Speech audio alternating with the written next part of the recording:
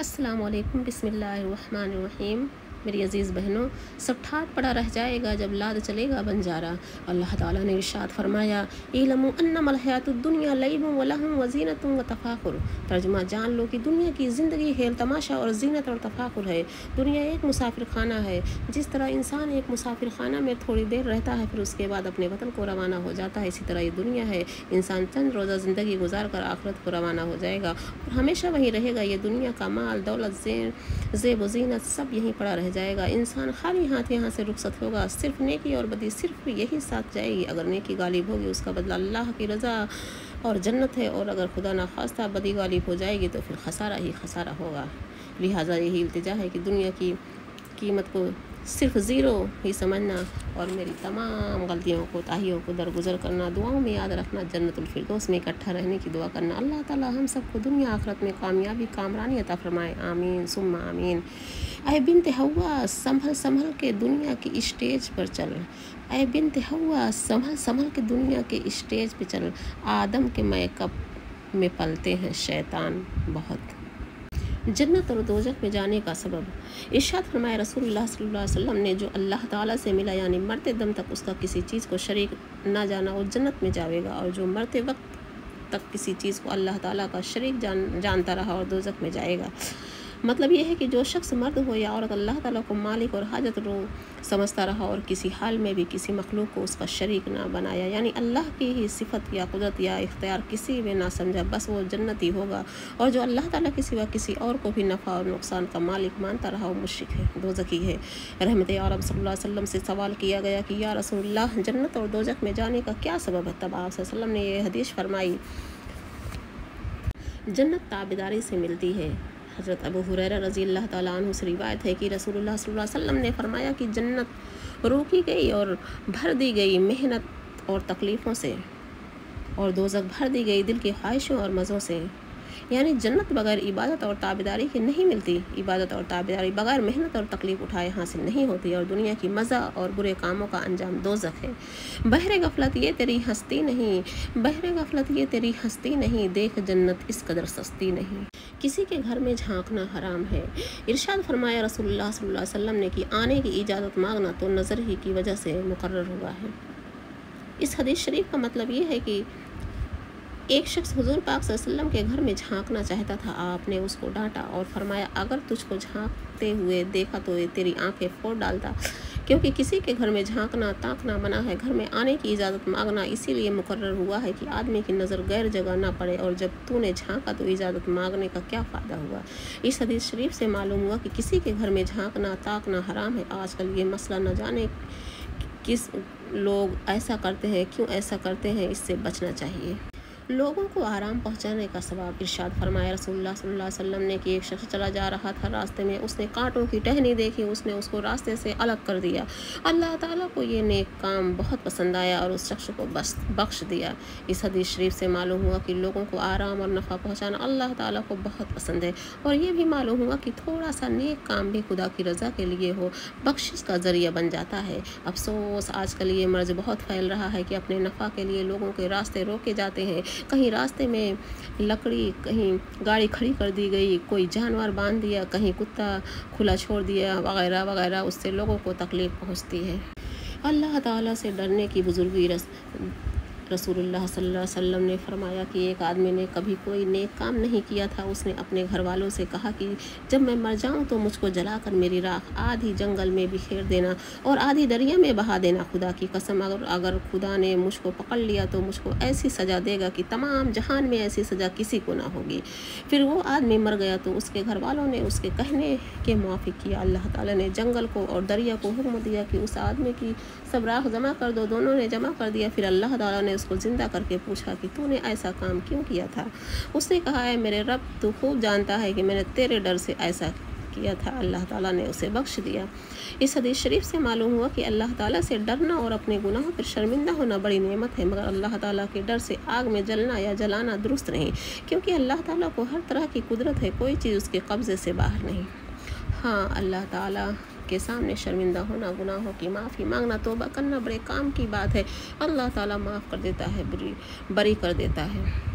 دنیا کی غرض سے کسی کی تک تعریف کرنا۔ رسول اللہ صلی اللہ علیہ وسلم نے فرمایا کہ تعریف کرنے والوں کو منہ پر خاک ڈالو۔ بعض تعریفوں میں جھوٹ ہوتا ہے تو اس میں اپنا بھی نقصان ہے، اور جس کی تعریف کی ہے اس کا بھی نقصان ہے کہ وہ اپنی تعریف سن کر اترائے گا، اپنے کو اچھا اور بڑا سمجھے گا۔ اس حدیث شریف میں اس تعریف کی برائی ہے جو دنیا کی غرض اور کسی لالچ کی وجہ سے کی جائے، اور کسی دیندار پرہیزگار کی سچی تعریف بے کسی دنیا کی لالچ اور غرض سے کی جائے تو یہ درست ہے، بلکہ ثواب ملتا ہے کہ لوگ اس کی اچھی عادتیں معلوم کر کے اچھی عادتیں اختیار کریں گے۔ ظالم کی تعظیم کرنا درست ہے یا نہیں؟ ایک شخص سے حضور پاک صلی اللہ علیہ وسلم کے پاس آنے کی اجازت مانگی۔ آپ نے فرمایا کہ اس کو آنے دو، یہ اپنے لوگوں میں برا آدمی ہے۔ اس حدیث شریف کا مطلب یہ ہے کہ حضرت عائشہ رضی اللہ تعالیٰ عنہا فرماتی ہیں کہ وہ آدمی جب آپ کے پاس آ کر بیٹھا تو آپ نے اس سے نرمی اور خوشی کے ساتھ بات کی۔ میں نے عرض کی یا رسول اللہ، آپ نے اس کو برا کہا تھا، مگر جب وہ آ گیا تو آپ نے اس سے نرمی اور خوشی کے ساتھ کلام کیا۔ آپ نے فرمایا اے عائشہ، تم نے مجھ کو بد اخلاق کب دیکھا؟ دیکھو، خدا کی مخلوق میں سب سے برا خدا کے نزدیک قیامت میں وہ آدمی ہوگا کہ جس کی بری عادت اور ظلم کی وجہ سے ڈر کر لوگ اس کی تعظیم کریں گے۔ اس حدیث شریف سے معلوم ہوا کہ ظالم اور بری عادت کے آدمی کی تعظیم اور عزت اس لیے کرنا کہ اس کی شرارت اور عداوت سے بچو، تو یہ درست ہے۔ اسی طرح ظالم اور فاسق کی غیبت کرنا بھی درست ہے، تاکہ ایسے بری عادت کے آدمی کا حال سن کر لوگ نصیحت پکڑیں اور اس کی بدی سے اپنا بچاؤ کریں۔ کھانا کھانے کے آداب۔ ارشاد فرمایا رسول اللہ صلی اللہ علیہ وسلم نے کہ جب کوئی کھانا کھا چکے تو اپنا ہاتھ کسی چیز سے نہ پوچھے نہ دھوئے جب تک ہاتھ کو چاٹ نہ لے۔ کھانا کھا لینے کے بعد انگلیاں نہ چاٹنا مغرور لوگوں کی عادت ہے اور بے برکتی کا سبب ہے، اور چاٹ لینے سے رزق میں برکت ہوتی ہے۔ کھانا کھانے کے بارے میں 4 باتیں فرض ہیں۔ 1 رزق حلال کھانا، 2 اس کو خدا کا عطیہ سمجھنا، 3 اس پر خوش ہونا، 4 اس کو کھا کر گناہ نہ کرنا، اور 5 باتیں سنت ہیں۔ 1 بسم اللہ پڑھنا، 2 ہاتھوں کا دھونا کھانا کھانے سے پہلے اور بعد میں بھی، 3 کھانا کھانے کے بعد الحمدللہ کہنا، 4 داہنے ہاتھ سے کھانا، 5 اکڑوں بیٹھنا یا داہنی ران اٹھا کر بائیں پر بیٹھنا، اور 4 باتیں مستحب ہیں۔ 1 اپنے آگے سے کھانا، 2 لقمہ چھوٹا بنانا، 3 خوب چبا کر نگلنا، 4 لوگ کھاتے ہوں تو ان کو نہ دیکھنا، اور 2 باتیں مکروہ ہیں، کھانے کو سونگھنا، 2 پھونک مارنا۔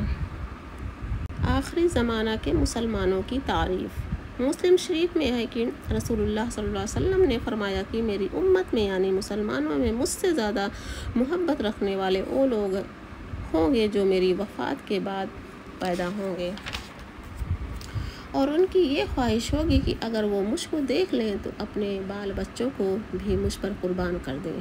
اس حدیث شریف کا مطلب یہ ہے کہ حضور پاک صلی اللہ علیہ وسلم نے اپنے اصحابوں سے دریافت فرمایا کہ تم لوگ ایمان کی وجہ سے مخلوق میں کسی کو پسند کرتے ہو؟ اصحابوں نے عرض کیا یا رسول اللہ، ہم فرشتوں کے ایمان کو اچھا جانتے ہیں۔ آپ نے فرمایا کہ فرشتوں کا ایمان تو اچھا ہی ہے، اس لیے وہ اپنے رب کے قریب ہیں۔ پھر اصحابوں نے عرض کی یا رسول اللہ، فرشتوں کے بعد ہم انبیاء علیہ السلام کا ایمان کامل سمجھتے ہیں۔ آپ نے فرمایا کہ انبیاء کا ایمان لانا تو ظاہر ہے، ان پر وحی آتی ہے۔ پھر اصحابوں نے عرض کی یا رسول اللہ، نبیوں کے بعد ہم آپ کے اصحابوں کا ایمان اچھا سمجھتے ہیں۔ آپ نے فرمایا کہ اصحابوں کا ایمان لانا بھی ظاہر ہے کہ اس لیے کہ میں اصحابوں میں موجود ہوں اور انہوں نے میرے قول فعل کو دیکھا، میرے معجزے دیکھے جب ایمان لائے۔ میرے نزدیک ایمان کی مضبوطی اور کمال کے لحاظ سے وہ لوگ سب سے اچھے ہیں جو میرے بعد ہوں گے۔ وہ خدا کی کتاب قرآن کریم کو پائیں گے اور اس میں جو احکام ہے ان پر ایمان لائیں گے۔ بس خوشخبری ہے اس شخص کو کہ جو مجھے دیکھ کر ایمان لایا، اور 7 بار خوشخبری ہے اس شخص کو جس نے مجھ کو نہیں دیکھا اور مجھ پر ایمان لایا۔ سبحان اللہ۔ رسول خدا حضرت محمد مصطفیٰ صلی اللہ علیہ وسلم نے آخر زمانہ کے مسلمانوں کو کتنی بڑی تعریف فرمائی ہے۔ آج کل کے مسلمانوں، تم اپنے رتبے کو پہچانو اور سچے دل سے اپنے رسول پاک کی تابعداری کرو۔ اللہ تعالیٰ سے ڈرنے کی بزرگی۔ رسول اللہ صلی اللہ علیہ وسلم نے فرمایا کہ ایک آدمی نے کبھی کوئی نیک کام نہیں کیا تھا، جنت میں محل تیار کرانے کا وظیفہ۔ رحمت عالم حضور پاک صلی اللہ علیہ وسلم نے فرمایا کہ جو مرد یا عورت 10 بار سورہ اخلاص پڑھے اس کے لیے جنت میں 1 محل تیار ہو جاتا ہے، اور جو 20 دفعہ پڑھے تو 2 محل، اور جو 30 دفعہ پڑھے تو 3 محل ان کے لیے تیار ہو جاتے ہیں۔ اسی طرح ہر 10 پر 1 محل تیار ہو جاتا ہے۔ حضرت عمر رضی اللہ تعالیٰ عنہ نے عرض کیا، یا رسول اللہ، خدا کی قسم، پھر تو ہم جنت میں بہت سے محل بنوا لیں گے، یعنی سورہ اخلاص بہت پڑھا کریں گے۔ حضور پاک صلی اللہ علیہ وسلم نے فرمایا کہ اللہ تعالیٰ بہت بڑا دینے والا ہے، اور اس کے یہاں کیا کمی ہے، جتنی پڑھو اور جتنے چاہے محل بنوا لو۔ درود شریف پڑھنے کا ثواب۔ ارشاد فرمایا اللہ تعالیٰ نے کہ بے شک اللہ اور اس کے فرشتے درود بھیجتے ہیں اوپر نبی کے، اے ایمان والو تم بھی درود سلام بھیجتے رہو نبی پاک صلی اللہ علیہ وسلم پر۔ مسلمان بھائیوں اور بہنوں، سب سے بڑا ثواب یعنی بدلہ درود شریف پڑھنے کا یہ ہے کہ جب کوئی مرد یا عورت درود پڑھتا ہے تو فرشتے خدا کے حکم سے اس وقت حضور پاک صلی اللہ علیہ وسلم کی خدمت میں پہنچا دیتے ہیں۔ آپ اس پڑھنے والے سے بہت خوش ہوتے ہیں، پھر آپ کا اور اللہ تعالیٰ کا خوش ہونا دونوں جہان کی نعمتوں سے بڑھ کر ہے۔ سبحان اللہ، کیا شان عظیم ہے آپ کی۔ اللہ تعالیٰ اور اس کے فرشتے اور ہر جڑی بوٹی، پھل پھول اور بزرگ شجر آپ صلی اللہ علیہ وسلم پر درود پڑھتے رہتے ہیں اور اللہ تعالیٰ کے ارشاد کے موافق